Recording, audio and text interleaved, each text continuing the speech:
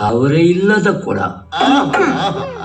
ಏನಿಲ್ಲದ ತಲೆ, ಕೂದಲಿಲ್ಲದ ಕರಡಿ, ಬೀಜವಿಲ್ಲದ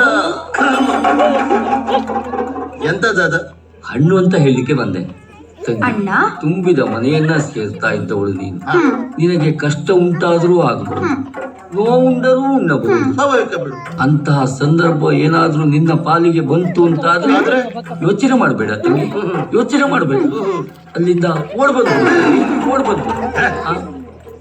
ಹಾಗೆ ಹೇಳುವುದಾ? ಮತ್ತೆ ಕಷ್ಟ ಆಗ್ಲಿ ಸುಖ ಆಗ್ಲಿ ಗಂಡನೇ ದೇವರನ್ನು ತಿಳ್ಕೊಂಡು ಹಾಗೆ ಬದುಕು ಸಹಬಾಳ್ವೆ ಮಾಡು ಅಂತ ಹೇಳಬೇಕು. ಹಾಗೆ ಒಳ್ಳೆ ರೀತಿಯಲ್ಲಿ ನೋಡ್ಕೊಳ್ಬೇಕು ಭಾವ. ಆಗ್ಲಿ ಬಾವ. ಇಲ್ಲಿಯ ಕಾರ್ಯ ಮುಗ್ದಿದೆ, ಮತ್ತೆ ಆ ಕಡೆ ಉಂಟು. ನೀವು ಆ ಕಡೆ ಹೋಗಿ ಆಯ್ತಾ? ಓ, ಆ ಕಡೆ. ವಿಶ್ರಾಂತಿ ಪಡೆಯಿರಿ, ಹೋಗಿ.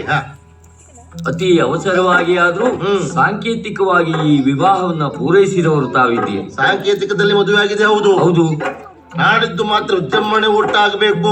ಪುರೋಹಿತರು ಯಾವ್ದು ಬಿಟ್ಟು ಊಟ ಬಿಡು ಪ್ರಶ್ನೆ ಇಲ್ಲ. ನಿಮಗೆ ಬಗೆ ಬಗೆಯ ಭಕ್ಷ್ಯ ಭೋಜ್ಯಗಳು, ಮೃಷ್ಟಾನ್ನ ಭೋಜನ, ಅದ್ರ ವ್ಯವಸ್ಥೆ ನಾನು ಮಾಡ್ತೇನೆ. ಹಾಗಾದ್ರೆ ಇವತ್ತು ಸಾಂಕೇತಿಕ ಊಟ ಉಂಟು ಅಲ್ವಾ? ಎಲ್ಲ ಹೋಗುವ, ಬನ್ನಿ ಬನ್ನಿ ಬನ್ನಿ ಬನ್ನಿ.